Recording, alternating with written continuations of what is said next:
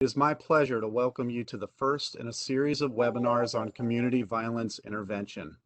In this first webinar, you will learn about the evidence-based theory and research on community violence intervention. My name is Phelan Wyrick. I'm a Senior Policy Advisor with the Office of Justice Programs in the U.S. Department of Justice. I will be the moderator for this webinar. Before we launch into the substance of the webinar, I will note that this session is being recorded and it will be posted online at a later date. All presenters' slides will also be posted online when the recording is made available. Also, participants can access closed captioning through the Multimedia tab on the right side of your screen, or by accessing the link and access code posted in the chat. Finally, we are interested in your feedback and insights on community violence interventions. In the chat box for this webinar, we will provide a link to a survey form. Your participation in this survey is optional and all responses will be anonymous. Over the next 90 minutes, you will hear 4 presentations and a discussion among experts. We will talk about what we have learned from communities that have come together to prevent and reduce firearms violence and group violence. We will discuss lessons learned, as well as promising and effective practices. Our first presentation will discuss the historic commitments that the Biden administration has made to support community violence interventions. Our first speaker is Mr. Chirag Bains, Special Assistant to the President for Criminal Justice and Guns Policy at the Domestic Policy Council. Mr. Bains, the floor is yours. Thank you, and appreciate everyone joining for this important kickoff to our webinar series. As was stated, my name is Chirag Bains. I'm Special Assistant to the President for Criminal Justice and Guns Policy. And it is clear to this president that ending the epidemic of gun violence, it must be a top priority. President Biden has spoken repeatedly about this, and it's a priority not just for the president, but for this whole administration. I mean, the epidemic is staggering. It takes over 40,000 lives a year. Over 300 people are shot on any given day in America, on average. Over 100 people are killed. And it's not just the mass shootings, it's everyday violence occurring on our streets, in our schools, throughout our communities. And it spreads just like an infectious disease. So we're going to hear about research today, and one research figure that always stops me in my tracks is that exposure to firearm violence, including as a victim or as a witness, makes a young person twice as likely to commit an act of violence in the following 2 years. You know, violence begets retaliation, and the cycle of violence gets worse. And the violence interrupts communities, it interrupts education, it leads to divestment. There are just cascading consequences for communities. And for communities of color in particular, the numbers are strikingly disproportionate. Black boys and young men ages 15 to 34 are just 2% of the population, but they make up 37% of all homicide victims, gun homicide victims. So it's not just a public safety issue, it's an equity issue. Gun violence is a pandemic. And the launch of this webinar series is very timely because it coincides with the president's announcement today of his comprehensive strategy to prevent and respond to gun crime and ensure public safety. It's a comprehensive strategy. It's not one size fits all, and it has 5 pillars. One is stemming the flow of the firearms that are used to commit violent crimes, crime guns. The Department of Justice is going to be taking is going to underscore zero tolerance for federally licensed dealers that willfully violate federal law, such as by transferring a firearm to a prohibited person. The second pillar is providing law enforcement the tools they need and the resources to tackle gun violence through community policing and through technology like tracking and stopping and using data to stop gun violence. The third pillar is investing deeply in community violence intervention. And I'm going to come back to that because I'm going to spend most of my couple minutes here on that topic. The fourth pillar is expanding summer programs for young people, education programs, job programs, giving young people productive and engaging ways to spend their time, particularly important during the summer when we see increases in violence as compared to the rest of the year. And the fifth piece is helping formerly incarcerated people re-enter their communities. It's a 5-part comprehensive strategy that the president is announcing today. Now let me come back to the purpose of the webinar here, the focus of our webinar, which is community violence intervention. It's a critical part of the strategy. The president is committed to investing in these intervention programs. And these are the programs that target those who are most at risk of being shot or shooting someone. These programs deliver wraparound services to stop conflict from escalating, to address trauma and instability in people's lives, and to help people get on a different path. So how's the president doing this? Several ways. First, the president announced earlier in this administration and continues to prioritize his call for $5.2 billion to support community violence intervention. The administration is seeking these funds from Congress. This is what it's going to take to scale these programs across the country and save thousands of lives. Second, the administration is making changes to 26 different grant programs and technical assistance programs across 5 different agencies to make them oriented toward community violence intervention strategies. To clarify that grantees can apply for these funds to run these kinds of programs around the country. Several of these programs are accepting applications right now. Third, the administration has put out guidance from both the Treasury Department and the Department of Education clarifying that the historic American Rescue Plan funds can be used for CVI or community violence intervention programs. That's $350 billion in state, local, and tribal aid, as well as $122 billion in K through 12 education funds. A lot of this money is already out the door. More than $190 billion in fiscal recovery funds to state and locals and tribes, and $81 billion in education funds. And the rest is on the way. Fourth, as part of today's announcement, the public safety announcement that I mentioned, the administration is launching a CVI collaborative, Community Violence Intervention Collaborative. It will have 15 different jurisdictions that are investing their ARP funds or other public funds in CVI this summer and beyond. The administration will support them, including through technical assistance from multiple agencies, and a group of funders have come together to support activities in these same cities by investing millions of dollars. We will be doing this work over the next 18 months, and the president is calling on other jurisdictions to also commit their ARP funds or other public funds to CVI programs. Finally, I want to make clear to everyone on the call that this is an interagency effort. The White House is leaning into this, and so is the entire administration. We have an interagency policy committee across 5 different agencies, that is Housing and Urban Development, the Department of Justice, Health and Human Services, the Department of Labor, and the Department of Education. And we're working together to produce resources for the field. That's funding, that's technical assistance, that's guidances, and that's outreach like today's webinar.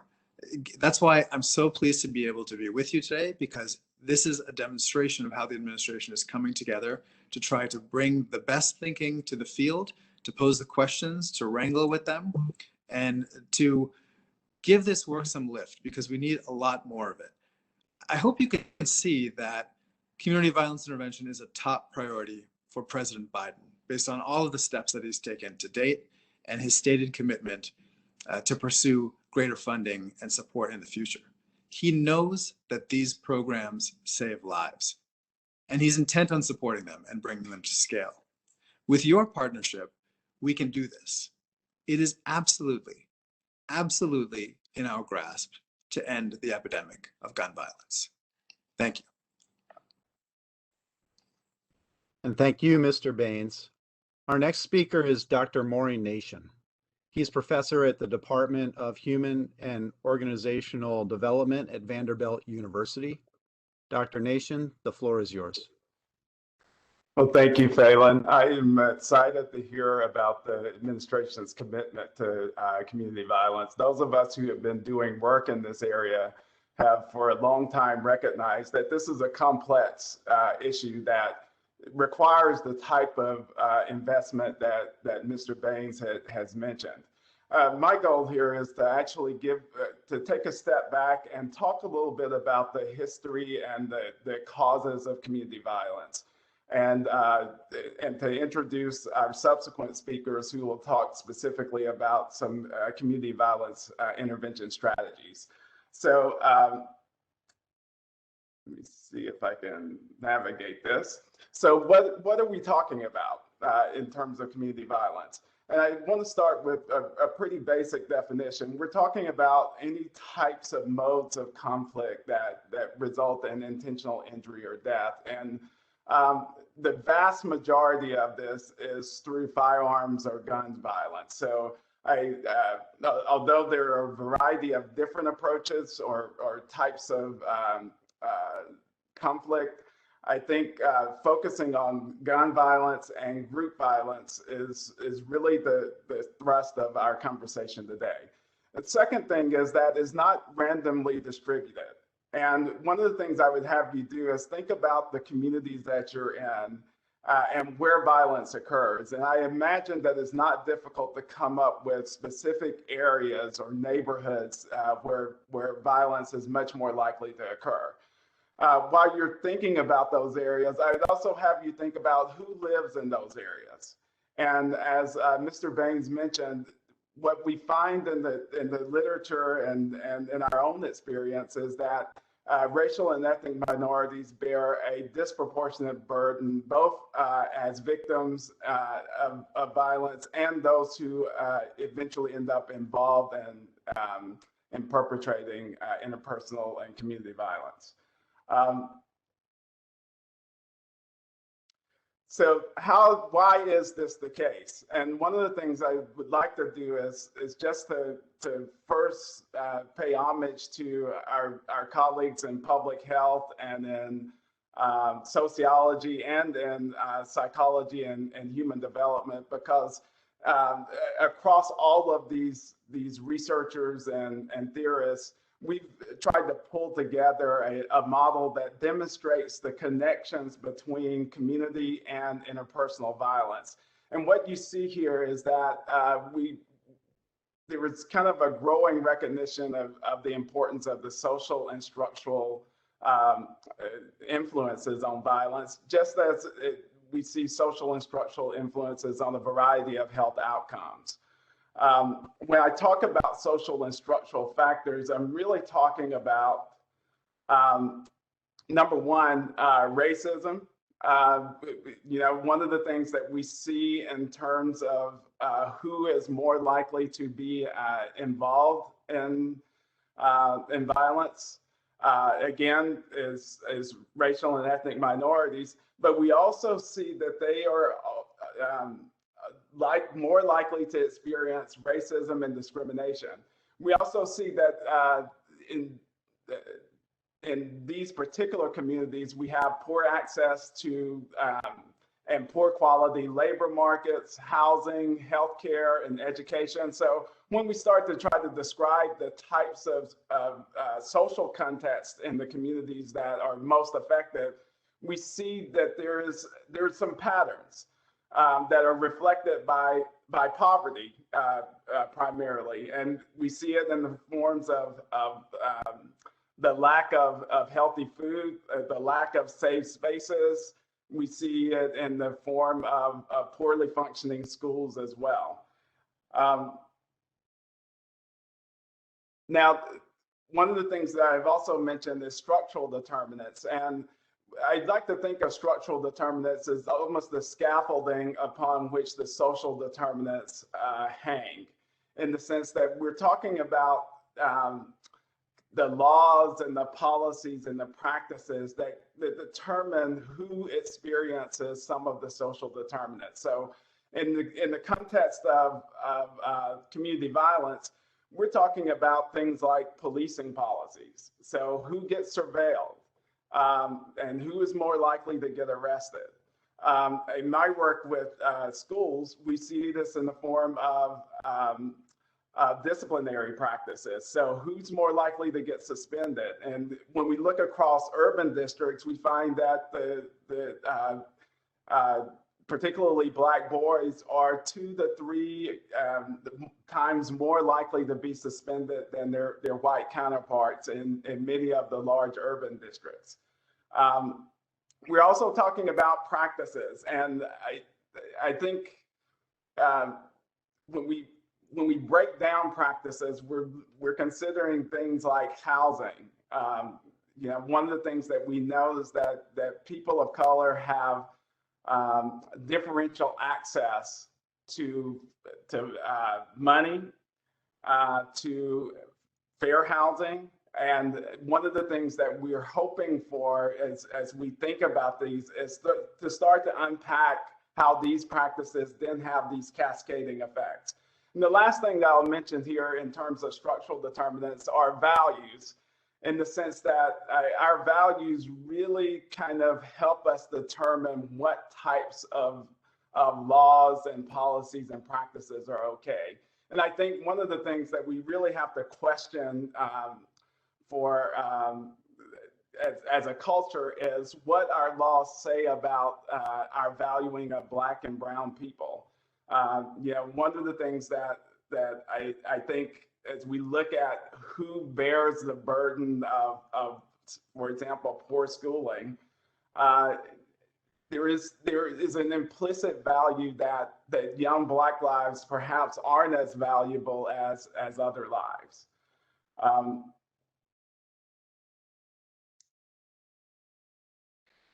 So the other thing that is impossible to appreciate in terms of social and structural determinants of violence without acknowledging some of the history that leads to the current structure that we experience.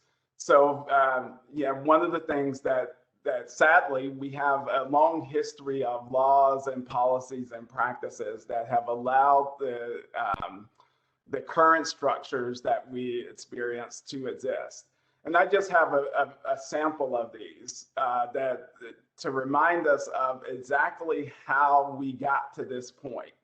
And one of the things that I'll say in presenting these is that, as you can see, we're talking about centuries of history that actually contribute to the current our current situation. And I think it's one of the reasons why the types of investment that the current administration is talking about are so important, because we are actually trying to undo many centuries of disproportionate marginalization for Black and brown people. Now, so how then does this translate into experiences for individuals? And one of the things that I'd highlight here is that I think there we go. One of the things that I'd highlight is that there are both some direct and indirect effects of this kind of social and structural marginalization. One of our colleagues, Dr. Joy DeGruy, has really focused here recently on collective trauma and the post-traumatic slave syndrome. And I think one of the things that her work recognizes is that that communities bear the marks of long-term marginalization that go beyond that is just experienced interpersonally and intrapersonally.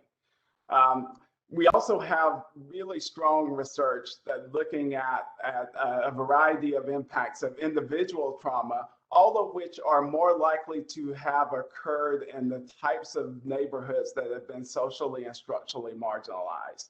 So, for example, we have adverse childhood events. And when I talk about ACEs or adverse childhood events, I'm talking about a series of events, including things like child abuse and neglect, having a parent incarcerated, that when a young person has exposure to these, we see that there are long-term impacts on their development into early and middle adulthood, including poor health outcomes. Now, one of the things we know about these ACEs is that Black and Latinx young people are more likely to experience these adverse childhood events, and they're also more likely to have poorer outcomes from the exposure to these events. A second thing that we see is exposure to violence, and again, one of the implications of this, as Dr. Baines mentioned, is that once a young person has exposure to violence, it makes them more likely to engage in aggressive behavior themselves. So there's not only what they experience, but the consequences that are potentially the potential consequences coming down the road. And then finally, I'll just note the exposure to discrimination. Again, we know that Black and brown youth have greater exposure, and that exposure to racism and discrimination are associated with stress and both poor health and mental health outcomes. Now,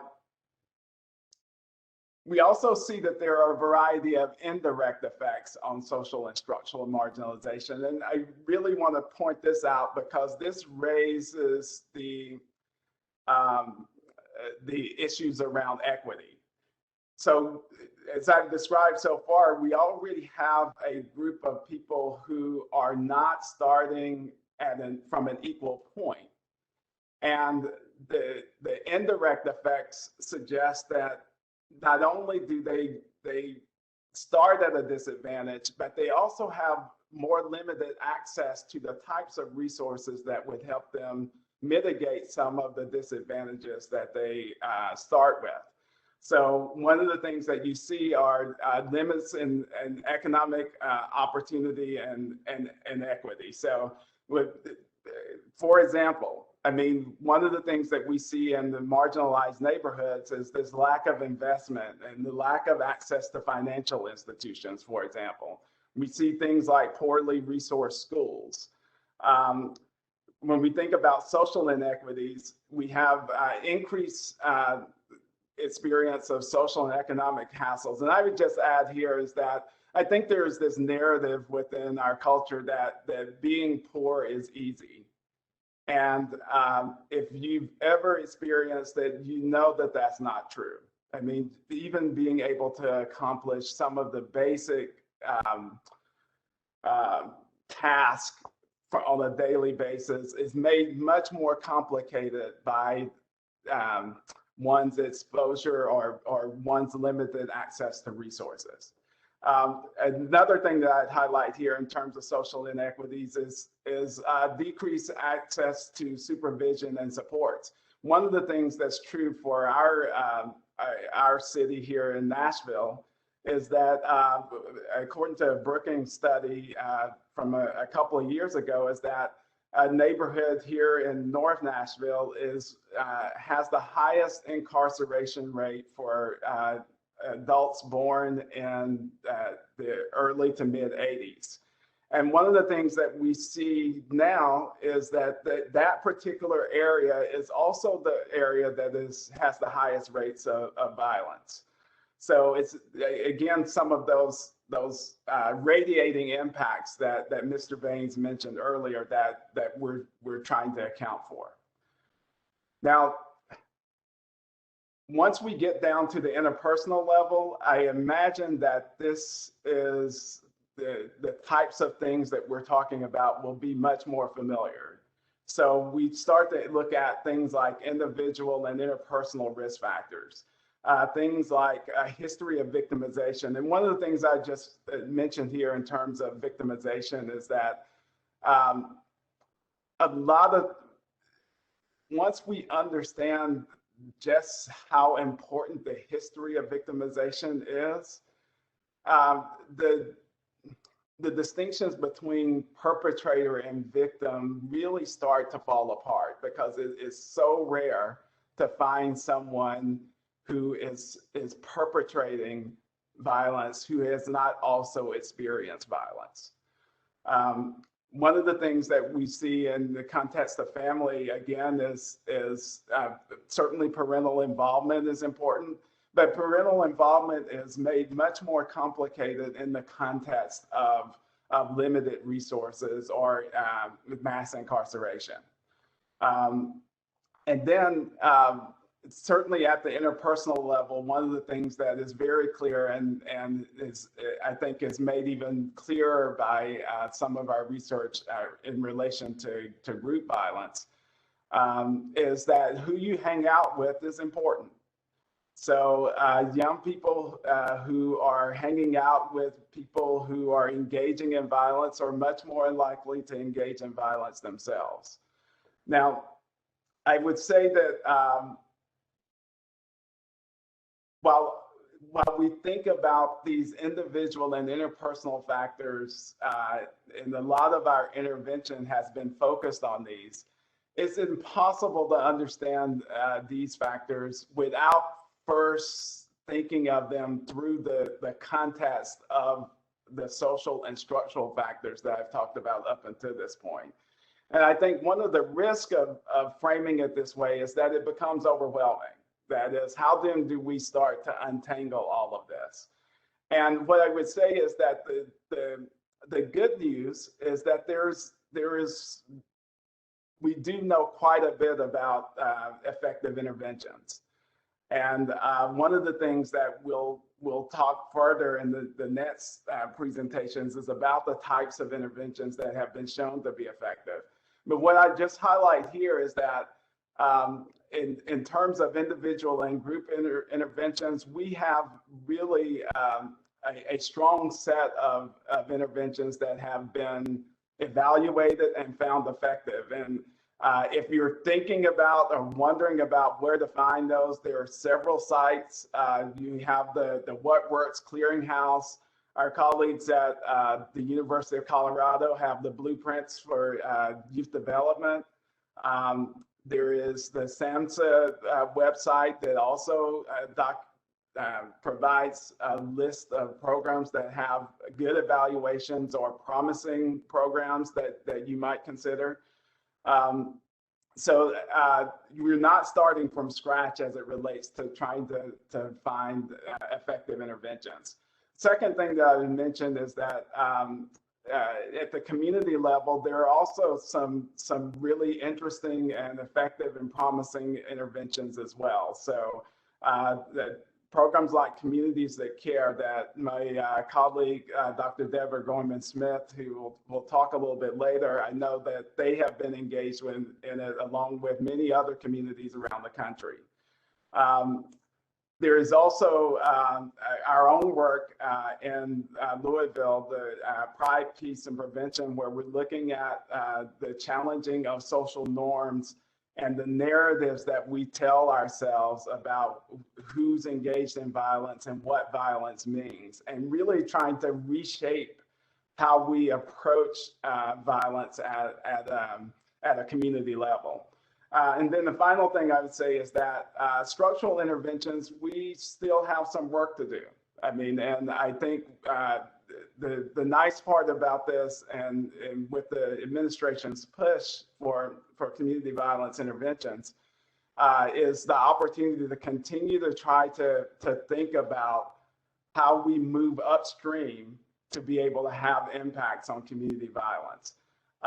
One of the things that while we still have work to do in this area, there is just a huge potential for payoff by addressing some of the structural inequities that we've discussed so far. And what I would say is that even though we don't know specific things or have specific evaluations of interventions, you will not hurt your community by developing affordable housing or by developing schools that are strong and effective and equitable. Those will be things that I promise you will radiate positive outcomes for the communities that are most affected by community violence. And with that, I will turn it over to back to you, Phelan. Thank you, Dr. Nation. Our next speaker is Dr. Shani Buggs. She's an assistant professor in violence prevention research program at the University of California, Davis. And Dr. Buggs, the floor is yours. Thank you, Phelan, and the Department of Justice for the opportunity to speak to you today. And I really want to just, similar to Dr. Nation, underscore my appreciation to Mr. Baines and to the Biden administration for their commitment to racial equity and justice and investing in community violence intervention, because as Dr. Nation stated, these investments are critical to addressing the historic inequities and disinvestment in communities that directly tie to the community violence that we see today.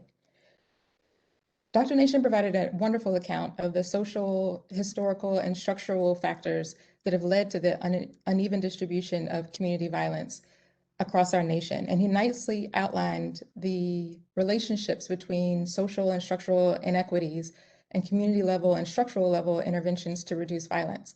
I'm going to reiterate and build on some of the things that he said and talk about some of the theory and research behind community violence intervention, or CVI, and also talk a bit more about some of the strategies we know that work. When we talk about CVI today, we're usually talking about interventions that operate at the individual or group level, as Dr. Nation mentioned. And those interventions focus on individuals who are at the highest risk of violence involvement on either side of the weapon. And they're rooted in an understanding of the concentration of community violence. And Dr. Nation, again, talked about the structural factors that are associated, but I want to provide a little bit more detail. We know that there have been alarming increases in community violence, particularly gun violence, since last year. And the preliminary data tell us that the same communities that already had higher than usual rates of violence are the very ones that are experiencing the tragic rise in homicides and shootings now. But it is important to understand that homicide has been the leading cause of death for Black male children and young adults ages 15 to 34 for well over 20 years. This chart, starting from the bottom and working up, shows the gun homicide rate for the overall US population, for all Black individuals, for all Black males, and then for Black males ages 15 to 34 from 1999 to 2019. And Black male children and young adults ages 15 to 34 have been dying from gun homicide at a rate that is 17 times that of the overall population for at least 2 decades.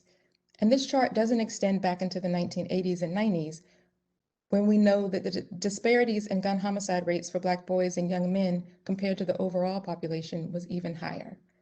And the gun homicide rate for Hispanic males ages 15 to 34 is over 3 times that of their white counterparts. But it is equally important to understand that even among the population of Black and Hispanic male children and young adults who are at such increased risk of violence, and even in neighborhoods and communities that experience high rates of violence, a substantial portion of the violence is committed by a small number of people. Research on gun violence in cities across the country has found that the majority of violence is committed by a single-digit percentage of those cities' populations. For example, in Oakland and New Orleans, 50 to 60% of the homicides occur within a social network that contains 1% or less of those cities' populations. And in Chicago, nearly half of all fatal shootings and 70% of non-fatal ones were found to occur in a social network that contains just 6% of the city's population. Research has also found that there is great overlap, as Dr. Nation mentioned, between those who commit violence and those who are victims of it, due to overlapping geography, social and peer networks, and risk factors. And being in the same social network as someone who was killed by homicide increases an individual's risk by 900%.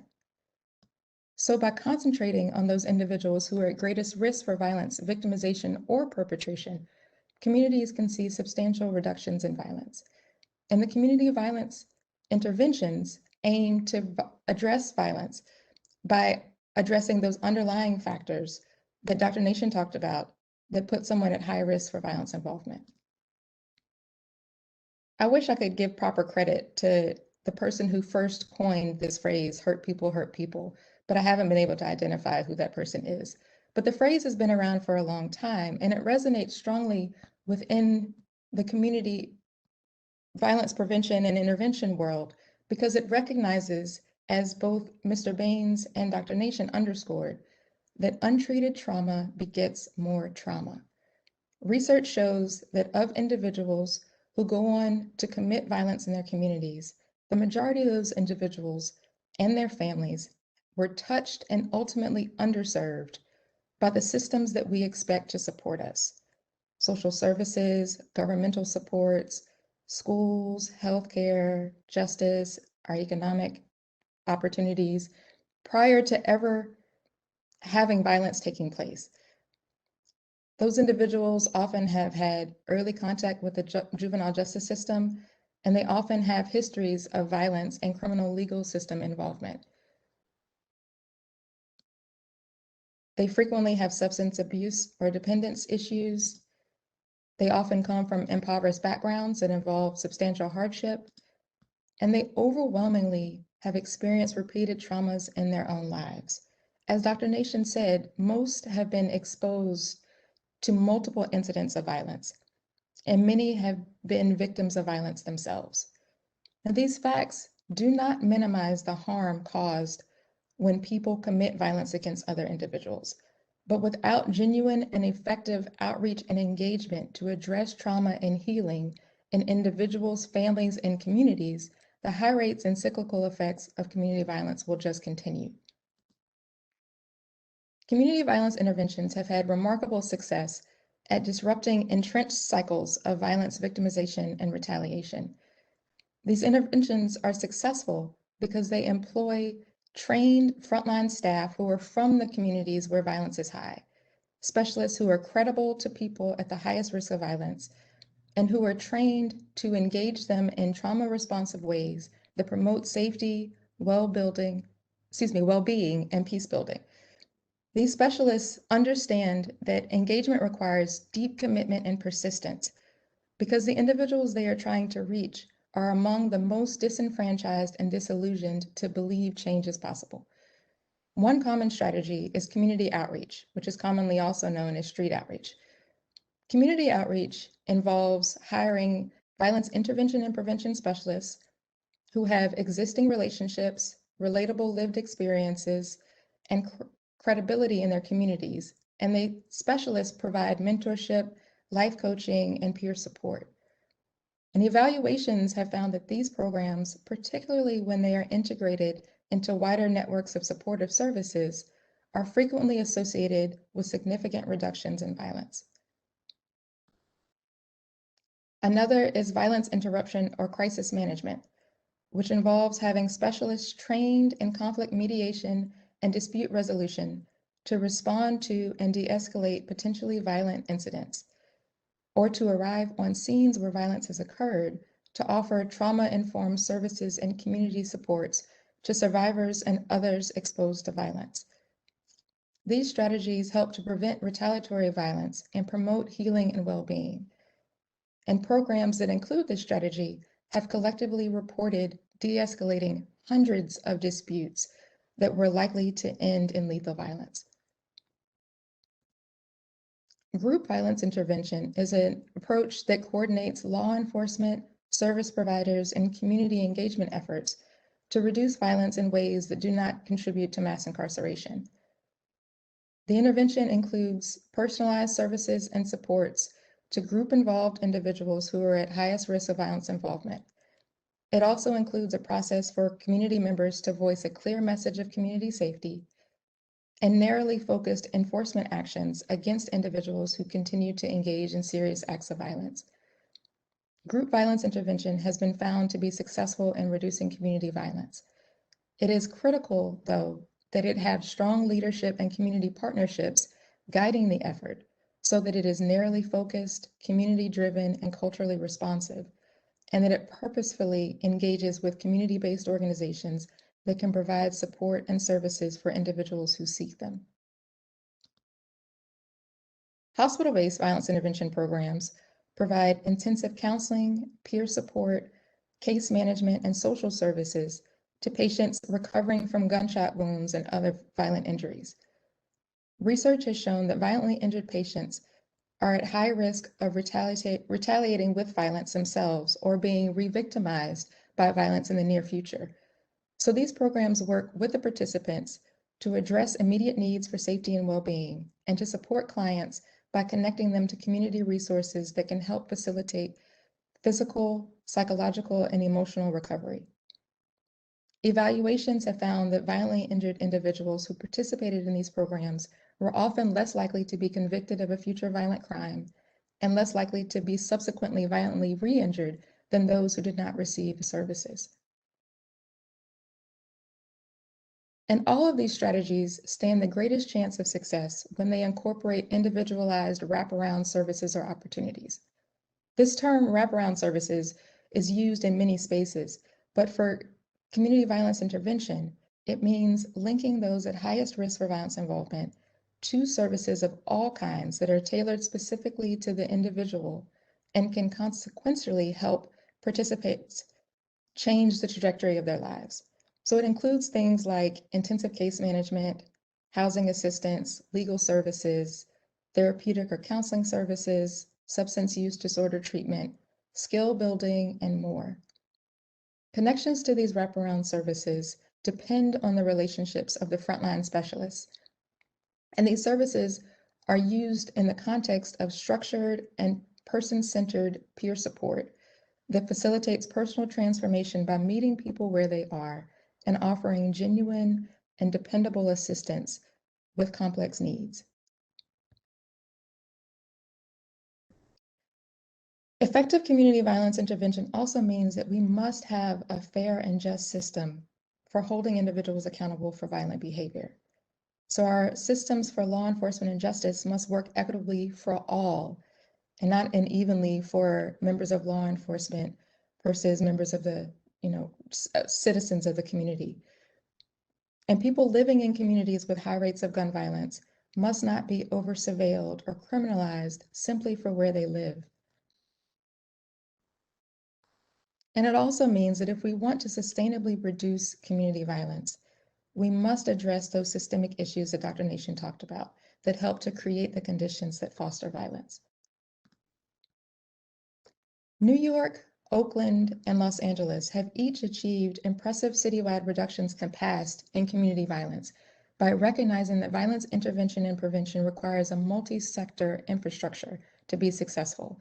And they have focused less on implementing one particular community violence intervention model, but instead on building a comprehensive system that coordinates multiple interventions, stakeholders, relevant public agencies, and service providers to offer a broad network of supportive services to clients and their families. The efforts in those cities engage intentionally and authentically with communities, which allows for collaborative, strategic planning and meaningful feedback loops. They seek to meet individuals where they are and provide individualized wraparound services to address program participant needs. They have integrated elements of life coaching, therapy, and supportive healing, restorative justice, and community empowerment into program offerings. The local leaders have expressed commitment to violence reduction initiatives that encourage positive and productive engagement between communities and law enforcement, rather than harmful, suppressive, and punitive approaches. And perhaps most importantly, they have allocated substantial and sustained resources for their programs, for the participants they engage, and for the frontline violence intervention and prevention specialists doing the work. So in summary, effective community violence intervention requires intentionality and focus to drive shifts in behavior and perceptions of safety. And it also requires access to vital supports and services that alter social and economic conditions that contribute to the violence we see. And with that, I will turn it back over to Phelan. Thank you, Dr. Buggs. Our next speaker is Dr. Deborah Gorman-Smith. She is the Dean and Emily Klein Gidwitz Professor at the Crown Family School of Social Work, Policy, and Practice at the University of Chicago. Dr. Gorman-Smith, the floor is yours. Thank you, Phelan, and thank you to everyone who organized this event. I also want to underscore my appreciation to the administration for their commitment and support of this work. So just a very brief background. I have spent my career focused on understanding risk and developing and testing family, school, and community-based preventive interventions to reduce and prevent violence. All of this work has been done in high-burden urban communities. I started this work in the late 90s when the only approach that we were talking about was a criminal justice approach, and no one actually used the phrase violence prevention.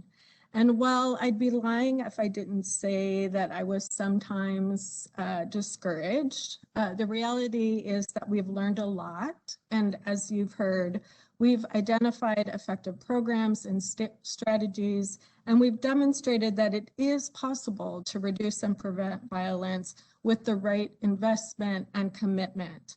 So if you leave with just one message today, I'd like it to be that violence is preventable. But there's no single solution, as you've heard. No one is pretending that this is easy. As you've heard, we need a comprehensive and coordinated approach that combines both short-term and long-term strategies, including the kind of strategies that you just heard about, street outreach and violence interruption, working with those most at risk, involved first to help drive down the violence, to give enough room and space and opportunity for the other longer-term work to succeed. So these strategies, the strategies that we've just talked about, are just one part, but they're an effective and important part of a comprehensive strategy. Over the last year, and I think all of us have emphasized this, and we will continue to emphasize this, over the last 20 years, we've also learned a lot about the impact of trauma on children, on families, on residents, and importantly, and often forgotten, on those providing the services and supports, those that are working in the field. And I'll talk a little bit more about that in a bit. We've all seen these maps. They exist in every city. We've talked about this before, but we say this because it's important. The map on the left is the density of violent crime in Chicago, with the dark red indicating areas of highest concentration of violence. Those familiar with Chicago won't be surprised to see that concentration on the city's south and west side. The map on the right is poverty, with the darker blue indicating areas of highest concentration of poverty. And as we've talked about throughout this, while violence occurs in all communities, it is not evenly distributed, and it is concentrated in neighborhoods that for decades have lacked economic and social investment. And I highlight this for two reasons. One, as we've talked about before, we need long-term investment in these communities to address the long-standing racial and social inequities that are the root causes of violence. And two, we need a place-based approach to addressing violence.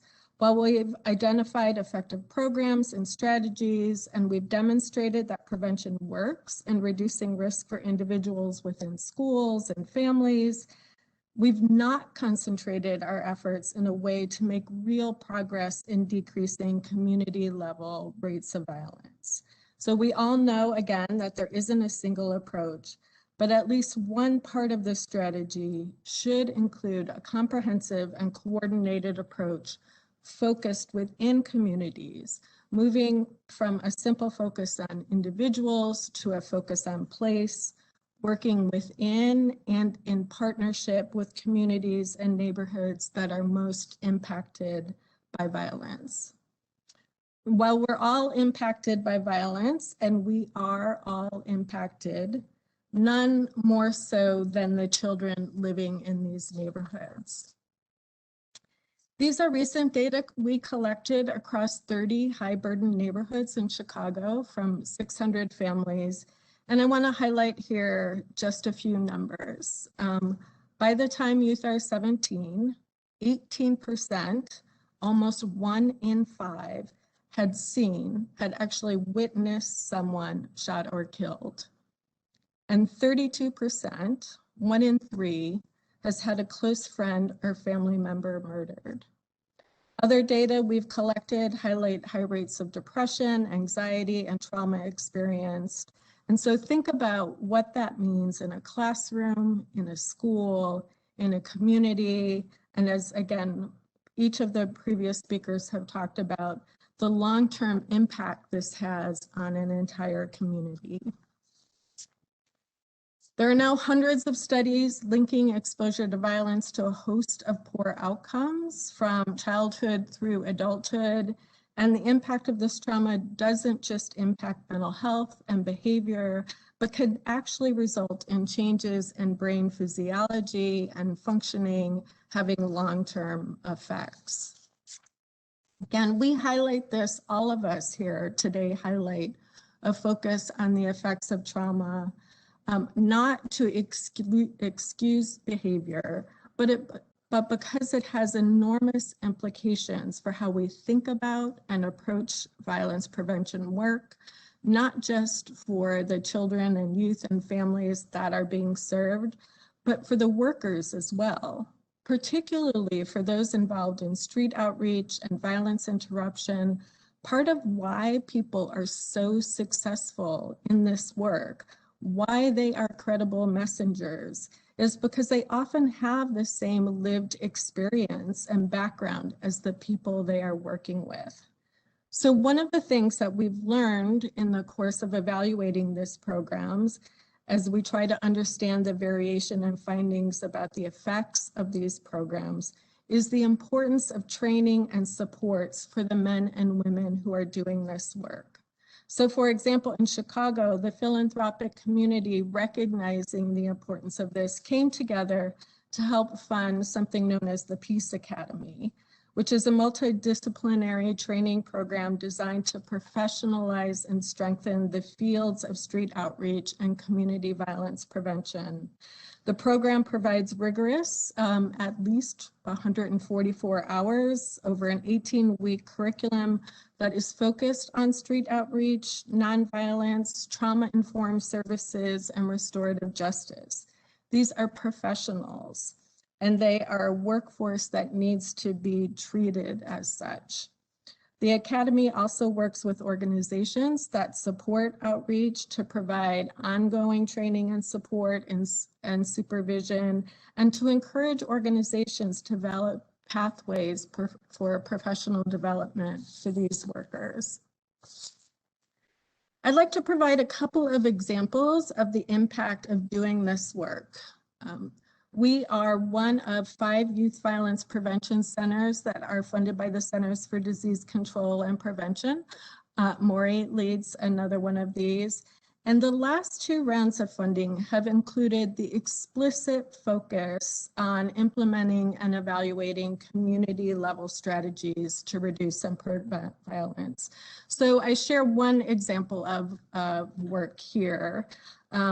Working in partnership with an organization called Cure Violence, which you've just heard a bit about, with the goal of population level decrease in violence at the community level. We partnered with Cure Violence, which was at that point, at that time known as Ceasefire, because our intent was, as I shared before, to address both the immediate problem of those already involved in committing the violence, but at the same time, we wanted to look upstream, earlier in development, at those who were most at risk for becoming involved. So as part of our more comprehensive strategy, we worked with schools, we implemented a couple of family-focused programs, as previous research has shown that these have some of the most strongest and sustained effects on behavior. We implemented 2 evidence-based family interventions, both focused on high-risk children and families at different stages of development, both focused on improving parenting and family functioning with the goal of decreasing youth aggression and violent behavior, but also both delivered within multiple family groups with the goal of increasing networks of social support among families, as well as encouraging families to use other supports in their network. Through this work, we saw significant reductions in violent crime, including shootings and homicides. The figure here shows significant reductions in violence when compared with a propensity score matched set of similar communities, all other police beats in Chicago, and all other police beats where cure violence was also being implemented.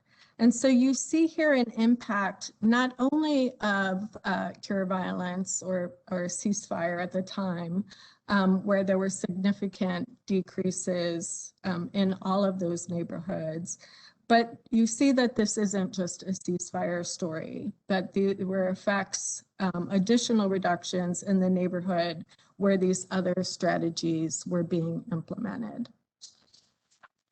And so building from this work, and I'm bringing some of this back to Maury's presentation around structure and systems, our current efforts are focused in a different neighborhood on the south side of Chicago. We partnered with the community using the Community That Care model, which is a collective impact, community-driven approach that's comprehensive and coordinated. It uses data to inform decision-making. We focused on building capacity both within and across organizations to enhance collaboration. And in this case, we also focused on bringing people together to enhance community social organization and norms regarding violence. This is an important part of the cure violence and other street outreach models that's often missing. Often the focus is really only on the street outreach and the violence reduction piece, and the other part about increasing neighborhood social organization and connection is often left out. And not a part of the investment in other parts of the community. We started this work in 2015. Our efforts are focused in Bronzeville, which is a primarily African-American community located on the southeast side of Chicago. We were actually, the difference in this work from work we've done before is that we were invited into this work by our lead community partner, an organization called Bright Star Community Outreach, which is led by an inspirational and visional leader, Pastor Chris Harris. And through his leadership, what was initially 30 partners has grown to more than 70 community partners, representing a diverse set of stakeholders from school leaders and residents to government and civic leaders, nonprofits and businesses, coming together to use data to inform the development and implementation of a community action plan with the primary focus of strengthening community. Recognizing the long-standing structural inequities contributing to the disproportionate burden of violence and other problems in the community, the plan developed moves beyond the usual focus solely on the implementation of evidence-based programs to addressing some of the factors related to the social and economic health of the community as underlying risks for violence. So the plan intentionally builds from the existing strengths in the community, and all of these communities have enormous strength. It identifies gaps in resources and services, and it outlines plans to fill those gaps by not only implementing evidence-based programs, but by supporting existing programs and beginning to build structures to evaluate, to move toward rigorous evaluation, something that most human service agencies don't have the capacity to do. One of the other important pieces of the work that we have done is based again on the lead of the community, has been to focus intentionally on structural inequities and racism. So over the last 2 years, through these partnerships, we've brought thousands of residents together in many different contexts to have discussions around race and racism, move to action through civic engagement and civic action, and begin healing around issues related to racism, social justice, and inequality. And through that work, our work has focused on 4 broad areas: violence prevention, using some of the strategies that you've heard about, primarily within schools and families and community approaches, a focus on trauma-informed care that are led by faith leaders who are trained and certified to provide trauma counseling and support, a focus on education that includes bringing the leaders from all of the schools, 26 schools in the community, to the table to work on a strategy to support teachers and families, and then workforce development. Embedded in all of these groups are leaders from both the academic setting, from the center, but also from organizations across the community. A lot of the work has been focused on working with organizations to build internal organizational capacity, workforce development, HR, high quality implementation of programs, and then working to help raise visibility and bring additional resources into the community. This doesn't represent all of the work that needs to be done, but we believe through this continued strong partnership and commitment and sustained effort, we will continue to see reductions in violence.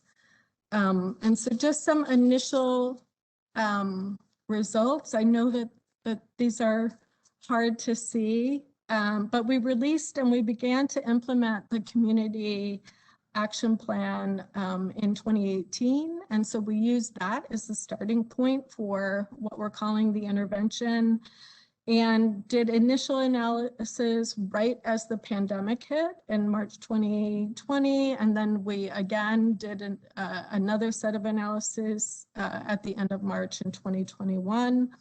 Using crime data over time, we have found significant reductions in the community for robberies and aggravated assaults, and near significant differences in shootings and homicides compared with other similar communities in Chicago.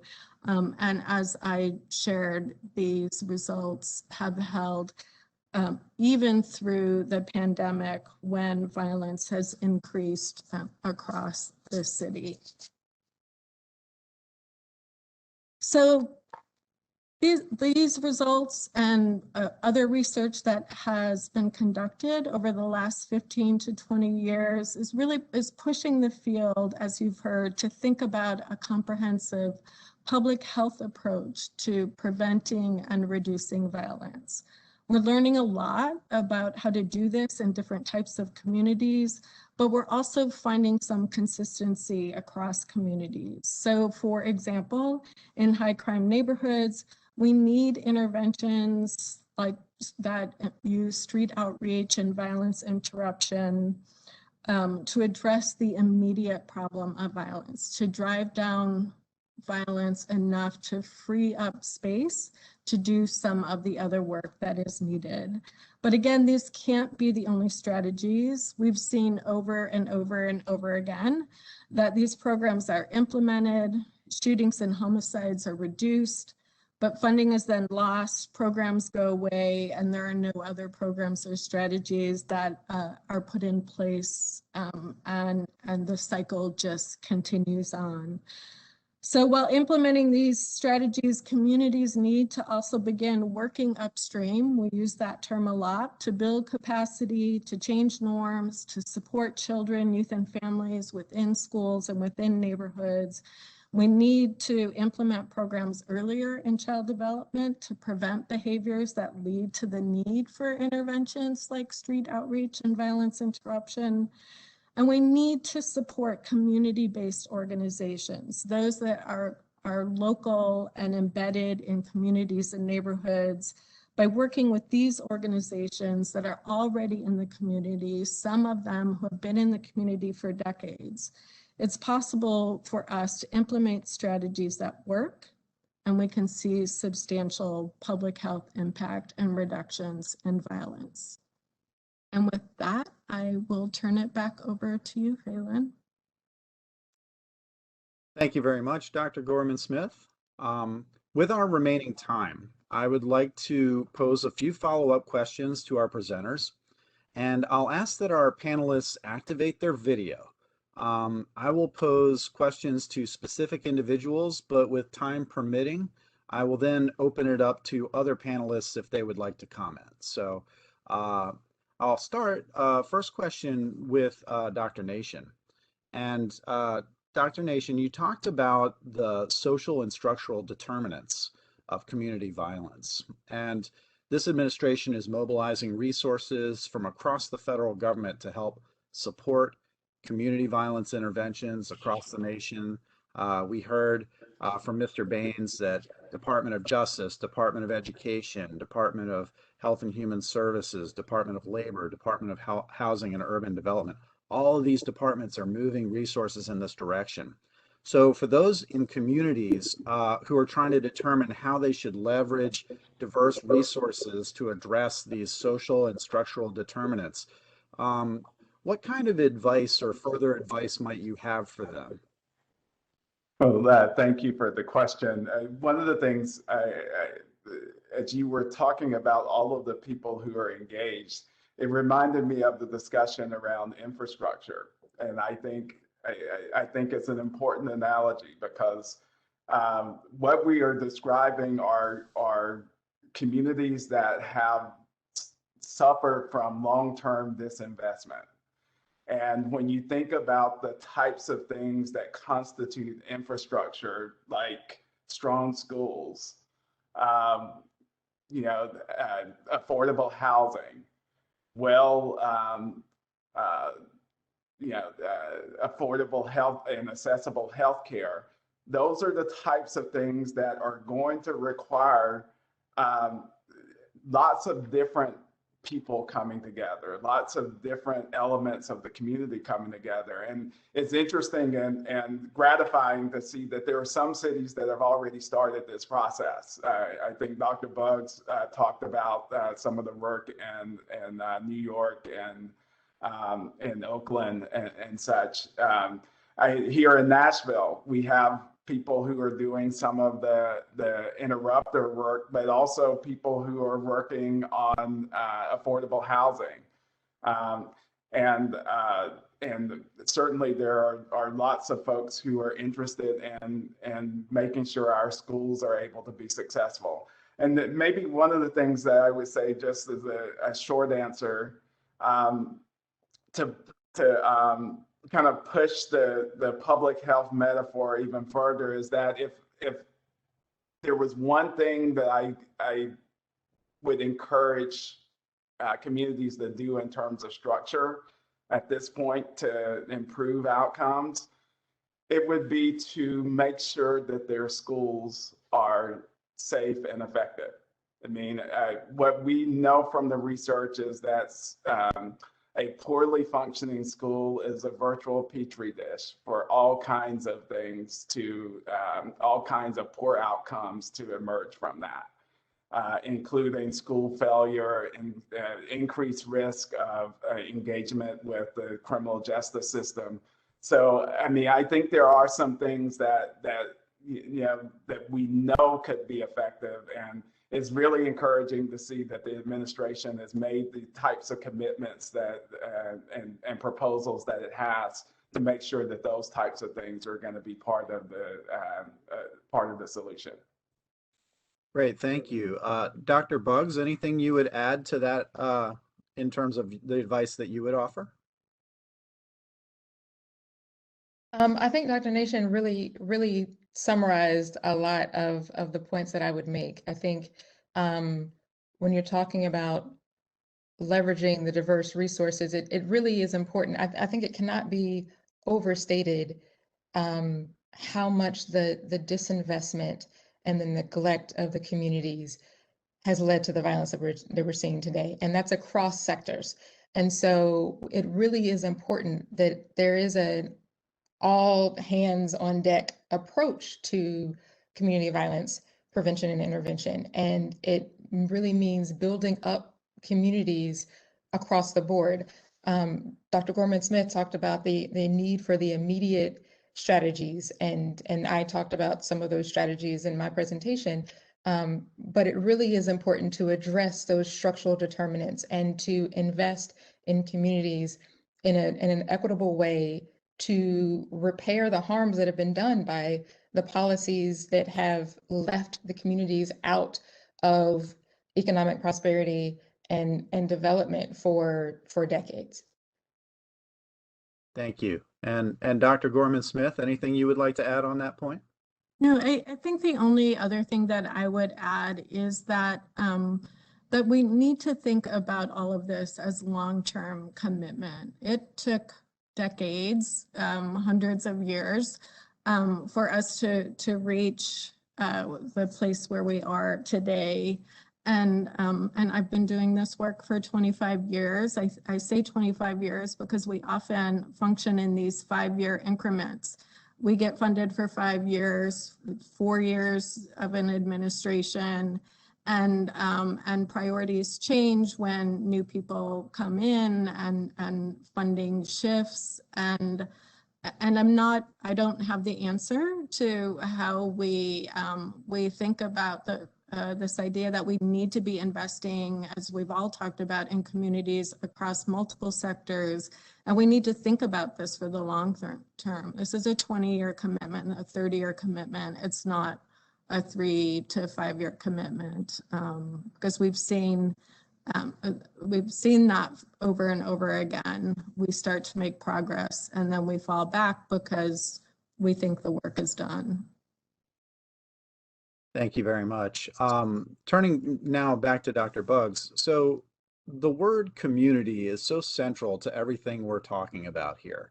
And in your remarks, you encouraged what you framed as authentic community engagement and feedback. And I know you chose your words carefully. So could you tell us a little more about what do you mean when you talk about community engagement being authentic, and why is that important? Yeah, I really appreciate that question. Authentic engagement means listening to the communities that are most impacted. In my own community, I know, because I'm in the community, I know where there are problems and I have suggestions for the solutions.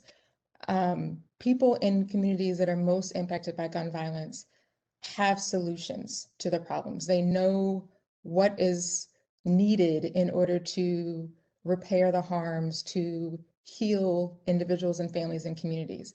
Authentic engagement means listening to those communities. It means not just paying lip service by inviting, some community members to a listening session and gathering feedback and then implementing the strategies that that a local or state or federal government was going to do anyway.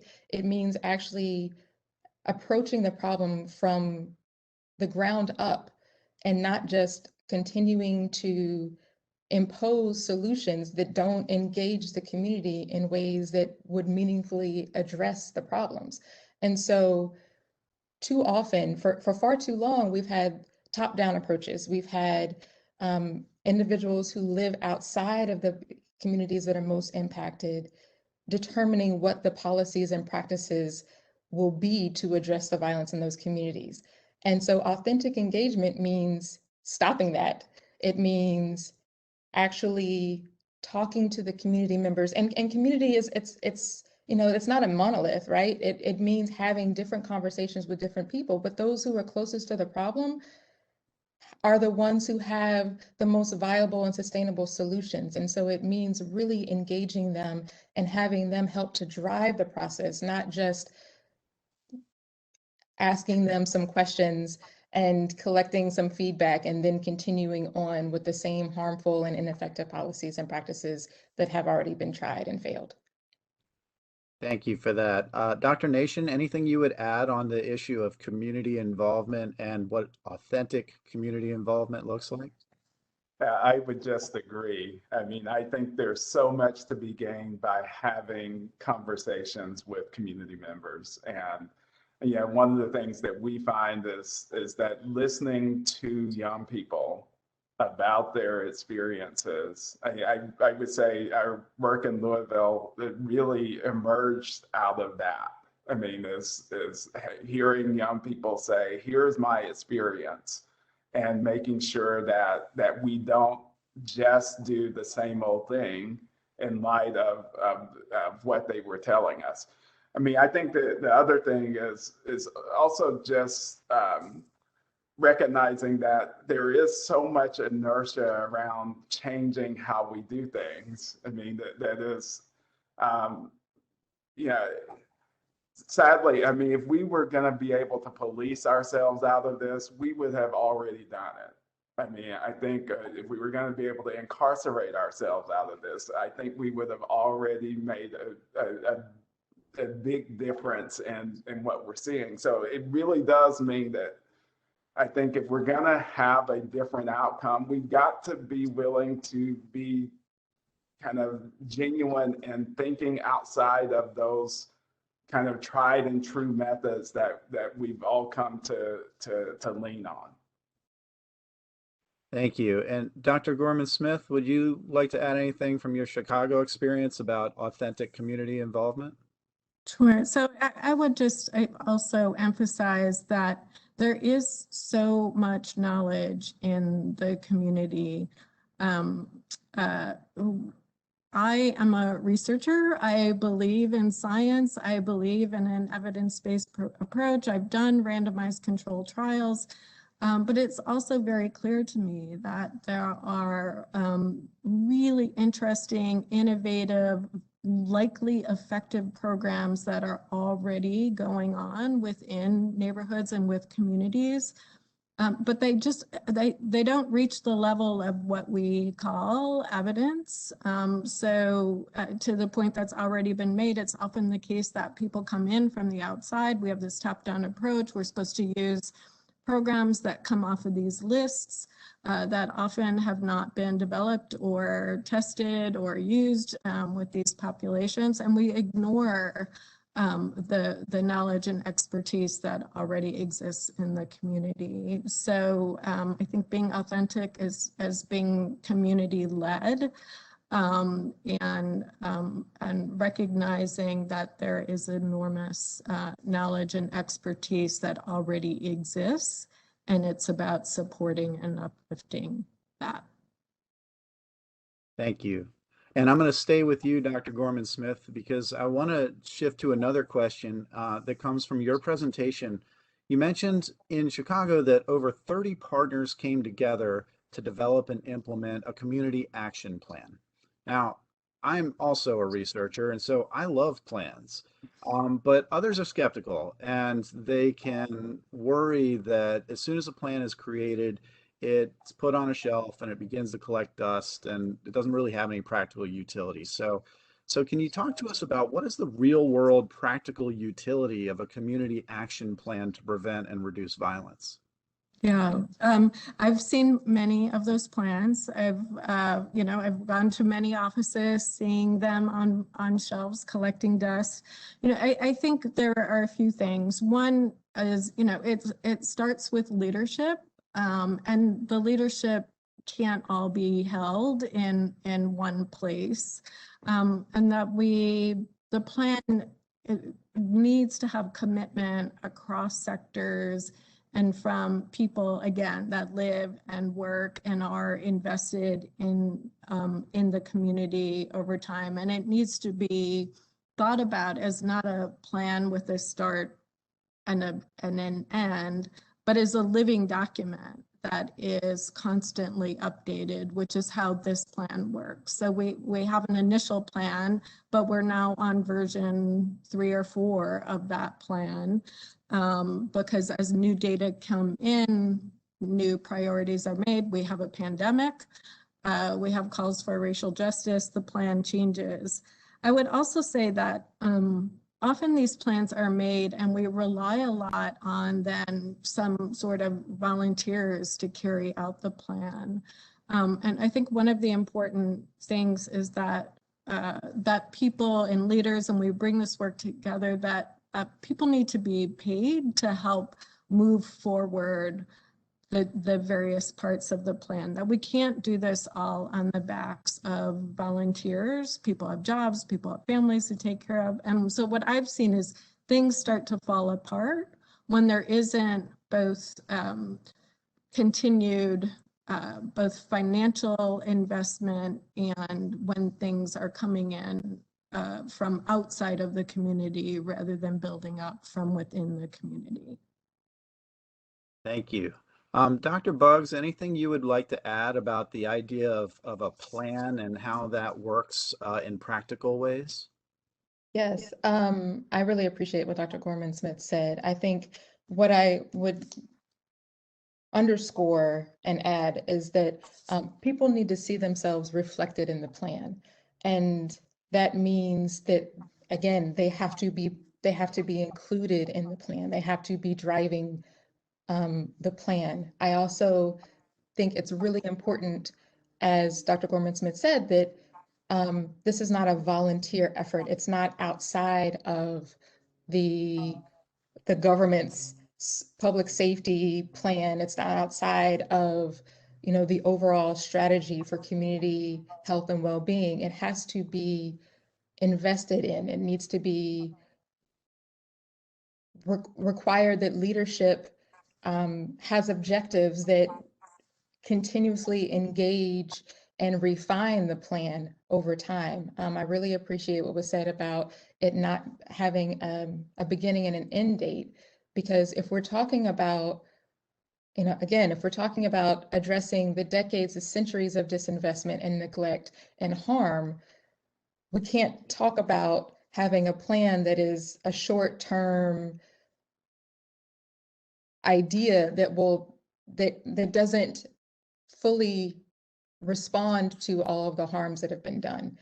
And then I will just again underscore the point that was made about not asking people to volunteer. You know, we cannot ask people to provide knowledge and insight without properly rewarding them, without properly compensating them for their knowledge and insight. And so if plans are to be serious about changing community, they need to demonstrate that government, businesses, you know, all the entire infrastructure of a community is invested in the people who are both developing the plan and the people who are expected to carry it out. Thank you, Dr. Buggs. Dr. Nation, anything you would like to add on that issue of plans? I would just agree with the previous comments, and just to say that I think plans are necessary but not sufficient for change. And it really requires that there is an urgency that accompanies the plan. And for me, urgency really kind of goes back to one of the things I mentioned early on, which is our values. I mean, when something is really, really important to us, we bring the resources to bear to make sure that change occurs. I mean, I look at things and here in my state of Tennessee, where you know, our legislature has moved to pass laws on things that aren't, for me, particularly important, but because it fits with a value set, people are very engaged and willing to be active. And I think it's going to require the same type of thing as it relates to making a difference on community violence, is that we've got to recognize that these are real lives. They are lost every day. and that it's up to us to decide that this isn't okay. That we need to make it, we need to do whatever it takes to make the types of differences for these communities. So I definitely think that planning is important, but it has to be accompanied by that urgency to make the change. Excellent. Thank you. We're nearing the end of the webinar, and what I'd like to do is with just a couple of minutes, turn it back to each one of you and see if there's any final comments you'd like to share for the audience. I'll go back to Dr. Gorman-Smith and see if you'd like to share any final thoughts with the participants. I think I'll end where I started, which is, we have learned a lot. We know that it is possible to reduce and prevent violence. It takes sustained, and I do mean sustained, commitment to those efforts. Thank you. And Dr. Buggs, any final thoughts? I just want to really emphasize how important the immediate action is, that we must not, I appreciate Dr. Nation's point about plans being necessary and important, but not sufficient, and the need to act urgently. We are at a state of emergency, and we have solutions, and we have people in the communities who can help to deliver the solutions, and we have to engage the community and really support those who are on the front lines, who put their lives on the line every day to help prevent retaliatory violence, to help prevent further harm being done. We really need to invest in those community workers, those frontline violence prevention specialists. And we have, with the administration, we have the resources to do it. And we need everyone to take action, and we need everyone to see their role in this. Thank you very much. And Dr. Nation, any final thoughts you would like to share? Yeah, I would just add that,